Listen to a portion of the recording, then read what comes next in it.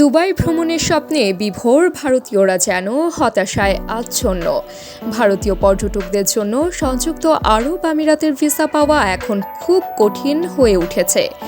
দেশটির নতুন ভিসা নীতির কারণে ভারতীয়দের আবেদনের বাতিল হার রেকর্ড পরিমাণে বৃদ্ধি পেয়েছে।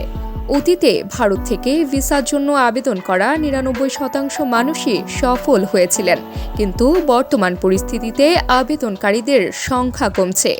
এর ফলে ভারতীয় পর্যটকরা হতাশার পাশাপাশি আর্থিক ক্ষতির সম্মুখীন হচ্ছেন। নতুন নীতির আওতায় যারা হোটেলে থাকবেন তাদের বুকিংয়ের প্রমাণ এবং বিমানের টিকিট জমা দিতে হবে। যারা আত্মীয়দের বাড়িতে থাকার পরিকল্পনা করছেন তাদেরও যথাযথ তথ্য সরবরাহ করতে হবে।